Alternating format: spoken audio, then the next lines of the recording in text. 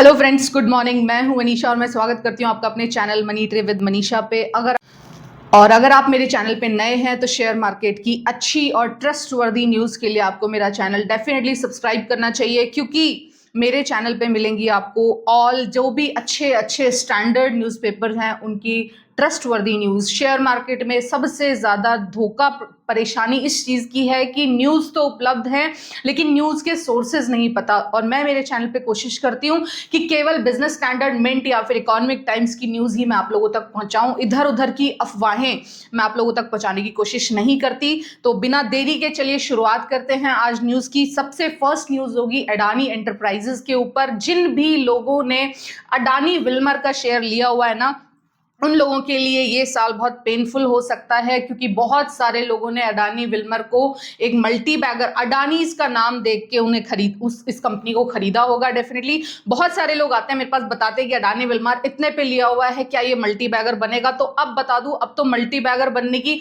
वैसे तो उस कंपनी में बिल्कुल दम था ही नहीं कभी से, लेकिन अब इस न्यूज के साथ कि अडानी ग्रुप ऑफ कंपनी की सबसे बड़ी जो अडानी एंटरप्राइजेस है वो अपना एंटायर स्टेक 44% के आसपास जो विल्मर में इनका स्टेक है वो एंटायर स्टेक बेचने जा रही है। और ये न्यूज बहुत ही खतरनाक साबित होगी अडानी विल्मर के शेयर के लिए। जो थोड़ी बहुत उस कंपनी में, उस शेयर में जान बची भी थी, अब मुझे किसी भी तरह की होप इस शेयर में लगती नहीं है। किसी भी तरह की बाइंग और सेलिंग रिकमेंडेशन मेरी न्यूज को ना समझें। ना मैं अडानी विल्मर में कभी इंटरेस्टेड थी और ना इन्वेस्टेड थी, और ना ही अडानी ग्रुप ऑफ कंपनीज में। बहुत ही कम मेरा इंटरेस्ट रहता है अडानी ग्रुप ऑफ कंपनीज। इनके बारे में बहुत बड़ी बड़ी न्यूज आती रहती हैं, और हम जैसे छोटे इन्वेस्टर्स इस तरह की न्यूज को अगर सही टाइमली ट्रैक ना कर पाए तो एक बहुत बड़े झटके और एक बहुत बड़े करेक्शन को फेस कर सकते हैं। इस वजह से मुझे अडानी ग्रुप ऑफ कंपनीज के शेयर पर्सनली पसंद नहीं है। बाइंग और सेलिंग रिकमेंडेशंस किसी भी तरह की नहीं दे रही हूं मैं, और डिस्क्लेमर दे रही हूं बार बार कि मैं कोई सेबी रजिस्टर्ड मार्केट एडवाइजर नहीं हूं। मैं एक सक्सेसफुल इन्वेस्टर हूं जो आप लोगों के सामने शेयर मार्केट की कुछ ऐसी चीजें, जो नए लोग हैं ना उनको शायद ये चीजें काफी हेल्प करेंगी अपनी शेयर मार्केट में सक्सेसफुल जर्नी और सक्सेसफुल करियर की शुरुआत के लिए। वो चीजें मैं आपको बताने की कोशिश करती हूँ अपनी चैनल के माध्यम से।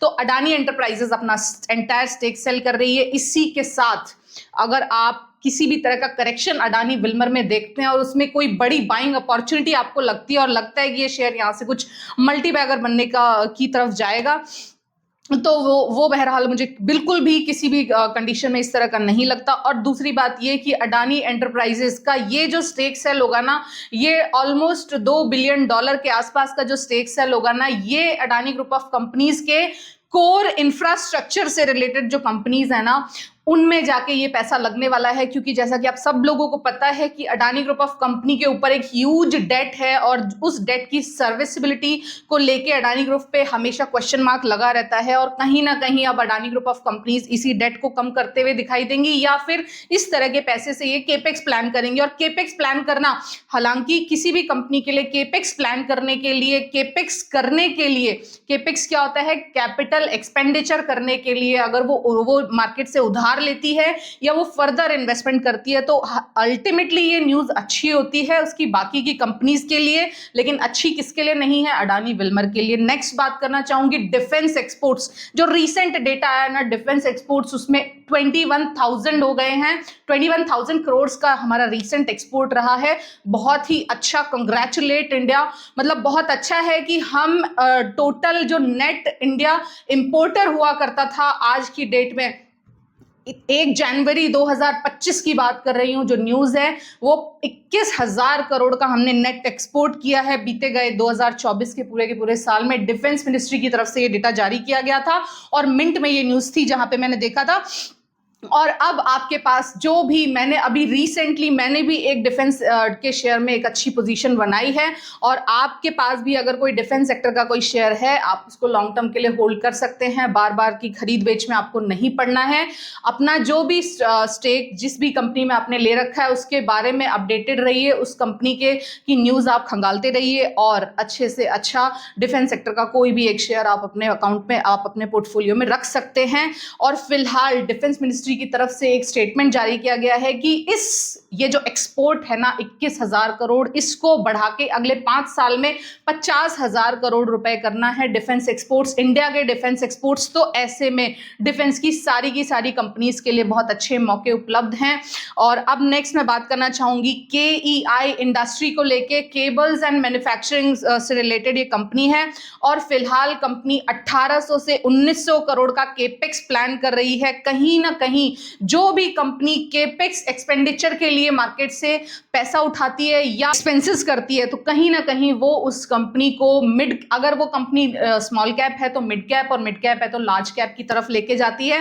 कंपनी के रेवेन्यू और सेल्स अगर ग्रोथ करेंगे, कंपनी ग्रोथ करेगी, तो कहीं ना कहीं कंपनी का शेयर प्राइस भी राइज करेगा। तो उन्हीं कंपनीज का शेयर प्राइस, आप जो किसी नंबर्स पे पैसे लगाते हैं ना, उन नंबर्स पे पैसे लगाने की बजाय इस तरह की कंपनीज सर्च किया करें जो केपेक्स प्लान के लिए पैसा लगा रही हैं। कहीं ना कहीं ये कंपनीज में ग्रोथ के फर्दर एनहांसमेंट के, फर्दर शेयर प्राइस राइज के चांसेस होते हैं। तो इस तरह की न्यूज जिस भी कंपनी के बारे में है, आपने भी जो कंपनी होल्ड करके रखी हुई है उसकी इस तरह की न्यूज के बारे में आप थोड़ा अपडेटेड रहिए।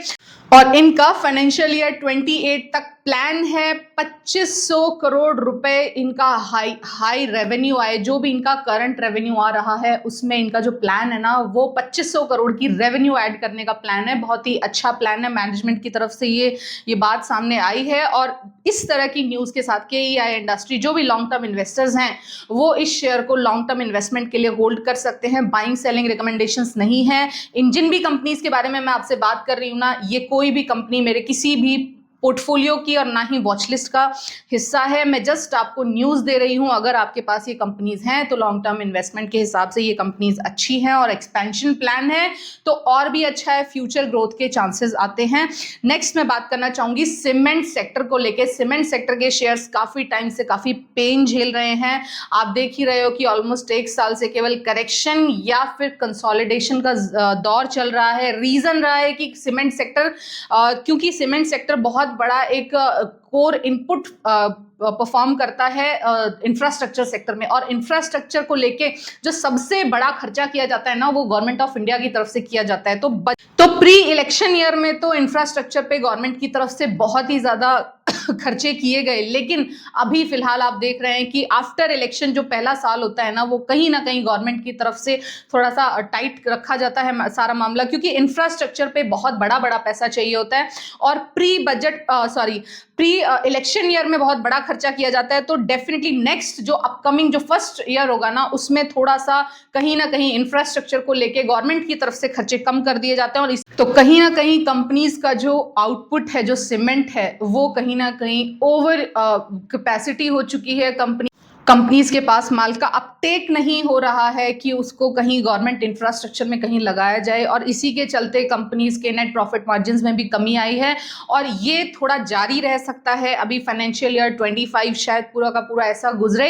हालांकि अगर आप किसी बड़ी अच्छी कंपनी में, सीमेंट सेक्टर की कंपनी में लॉन्ग टर्म इन्वेस्टर हैं, तो आप उसमें इन्वेस्टेड बने रह सकते हैं। जब भी जैसे ही गवर्नमेंट की तरफ से इंफ्रास्ट्रक्चर पुश किया जाएगा तो डेफिनेटली सबसे बड़ा फायदा सीमेंट सेक्टर को होगा। लेकिन फिलहाल सीमेंट सेक्टर में थोड़ा सा नरमी का रुख रहेगा। अगले 3-4-5 महीने भी सीमेंट सेक्टर के लिए उतने अच्छे चाल अभी मुझे नहीं दिखाई दे रही। बाइंग सेलिंग रिकमेंडेशंस नहीं है। हालांकि सीमेंट सेक्टर की कंपनीज ने 11 रुपीज पर बैग के हिसाब से सीमेंट के प्राइसेस बढ़ाए हैं और कहीं ना कहीं इस तरह का न्यूज थोड़ा राहत देगी सीमेंट सेक्टर को। और सीमेंट सेक्टर के लिए काम आने वाले पेट कोक, जो मतलब कोक का सबसे एक तरह से तुच्छ फॉर्म माना जाता है ना, जो सबसे बेकार टाइप ऑफ कोक होता है ना, वो सीमेंट सेक्टर की कंपनीज में इनपुट ईंधन की जैसे लगता है, उसके इंटरनेशनल प्राइसेस में कमी आई है। तो कहीं ना कहीं ये इनपुट कॉस्ट में कमी हुई है और उधर उन्होंने पर बैग 11 रुपए बढ़ा दिए हैं। तो कहीं ना कहीं ये दोनों न्यूज सीमेंट सेक्टर की कंपनीज के लिए एक राहत की न्यूज जरूर है। जो गिरावट थी वो कहीं ना कहीं कंसोलिडेशन में चेंज हो सकती है, और कंसोलिडेशन एक वो फेज होता है जहां पे आपको अच्छी कंपनीज को लॉन्ग टर्म के हिसाब हिसाब से, इन्वेस्टमेंट के हिसाब से देखना चाहिए। सही टाइम आने पे, अगर टेक्निकल चार्ट पैटर्न की समझ है तो सही टाइम आने पे आपको वहां पे बाइंग और एक्यूमुलेशन के जोन में चले जाना चाहिए। बाइंग, कुछ कंपनीज ऐसी हैं सीमेंट सेक्टर की, टॉप 5 पेयर्स ऐसे हैं जिनको आप अपने पोर्टफोलियो में लॉन्ग टर्म होल्डिंग्स के हिसाब से देख सकते हैं। मैं बाइंग और सेलिंग रिकमेंडेशंस नहीं दे रही हूँ। फिलहाल मैं किसी भी सीमेंट सेक्टर में इन्वेस्टेड नहीं हूँ। जब भी मुझे इन्वेस्टमेंट करना होगा तो उस टाइम पे, जिस वक्त जैसा भी टेक्निकल चार्ट पैटर्न फॉर्म हो रहा होगा, मेरे जो वॉच लिस्ट में है उस सीमेंट सेक्टर में मैं जाके पैसा लगा दूंगी। लेकिन फिलहाल मैं सीमेंट सेक्टर से थोड़ा दूर रहूंगी जब तक कि न्यूज़ फ्लो सीमेंट सेक्टर को लेके पॉजिटिव आना शुरू नहीं हो जाता, गवर्नमेंट की तरफ से इंफ्रास्ट्रक्चर को लेके कुछ अनाउंसमेंट्स नहीं हो जाते, इस तरह के इंफ्रास्ट्रक्चर पे काम होना शुरू नहीं हो जाता, तब तक मैं सीमेंट सेक्टर में भी थोड़ा पैसा कम लगाऊंगी। नेक्स्ट बात करना चाहूंगी होटल इंडस्ट्री के शेयर्स को लेके। इन दिनों जिस तरह से बिजनेस का माहौल है, जिस तरह से टूरिज्म एक्टिविटी बढ़ रही है ना, अगर आपके पास कोई भी होटल का शेयर है तो आपको सारे के सारे होटल के शेयर्स को लॉन्ग टर्म इन्वेस्टमेंट के हिसाब से पकड़ के रखना चाहिए। बेचने की जल्दबाजी नहीं करनी चाहिए, ट्रेडिंग नहीं करनी चाहिए। फिलहाल आगे आने वाले 3, 4, 5 साल भी सारे के सारे होटल सेक्टर के लिए, सारे के सारे होटल शेयर्स के लिए बहुत अच्छे हैं।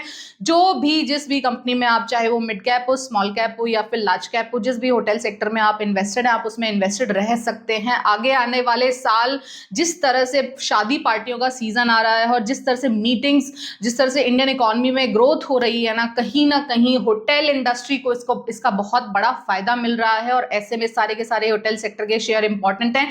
फिलहाल आपने देखा होगा कि 2021 के बाद से ही होटल इंडस्ट्री में शानदार बूम है।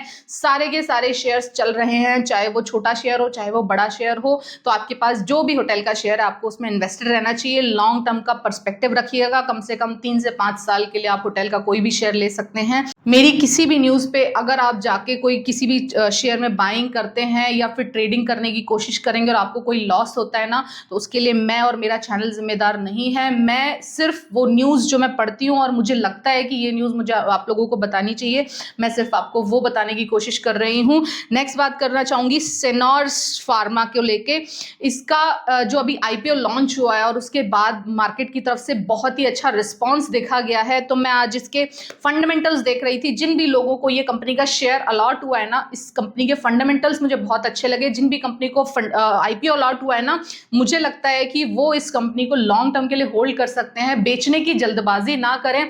बहुत ही कम आईपीओज ऐसे होते हैं जिनको आप लॉन्ग टर्म के लिए अगर होल्ड करके रखना चाहें ना तो आप रख सकते हैं। तो ये वो कंपनी ही है, फार्मास्यूटिकल सेक्टर की कंपनी है। और जिस तरह से जो इसका सेक्टर है ना, और जिस तरह से इसका सेक्टर है और जिस तरह से इसका एक साइज है ना, और इनका जो प्रोडक्ट स्पेसिफिकेशन है ना, उसके हिसाब से मुझे ये कंपनी लॉन्ग टर्म के लिए बहुत अच्छी लगी। हालांकि किसी भी तरह के फ्रेश निवेश की सलाह मेरी तरफ से नहीं रहेगी और ना ही मैं इसमें अभी कोई पैसा लगाने जा रही हूँ। किसी भी कंपनी में पैसा लगाने से पहले मैं उस कंपनी को बहुत अच्छे से, खास करके अगर कोई कंपनी आईपीओ के तुरंत बाद लॉन्च होती है ना, तो उसमें अगर वो लॉन्च होने के बाद आपको आईपीओ अलॉट होता है तो डेफिनेटली आप उसे रख सकते हैं। लेकिन आईपीओ अलॉट होने के तुरंत बाद जब वो कंपनी बहुत ऊपर उसमें सर्किट लग रहे हो ना, तो आपको थोड़ा लेने से बचना चाहिए। हालांकि अभी बजाज हाउसिंग फाइनेंस में जिन लोगों ने हाथ जलाए हैं, 160, 170 और 180 रुपए पे बजाज हाउसिंग फाइनेंस खरीदा है, उन्हें तो ये बात बहुत अच्छे से समझ में आ गई होगी कि आईपीओ लॉन्च होने के तुरंत बाद किसी भी शेयर को खरीदना काफी डेंजरस हो सकता है।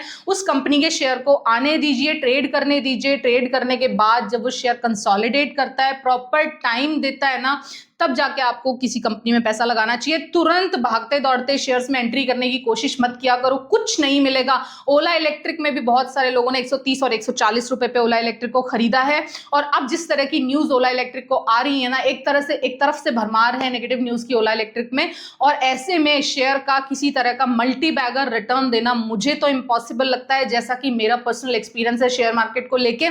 तो अब बस यही कहूंगी कि अगर आपके पास सेनॉर्स फार्मा है तो आप उसे होल्ड कर सकते हैं, लेकिन किसी भी तरह के फ्रेश बाइंग और ट्रेडिंग की अपॉर्चुनिटी अगर आप इसमें तलाश रहे हैं तो उस तरह की अपॉर्चुनिटी से एटलीस्ट जो नए लोग हैं ना, जिनको ट्रेडिंग चार्ट पैटर्न्स की जानकारी नहीं है, जिनको ट्रेडिंग करनी नहीं आती है, मैं आपको एक चीज बता दूं, ट्रेडिंग की जानकारी आपको होते होते ट्रेडिंग एक शब्द छोटा सा है, बट कम से कम 10 साल का समय ले लेता है ट्रेडिंग की असली समझ लाने के लिए।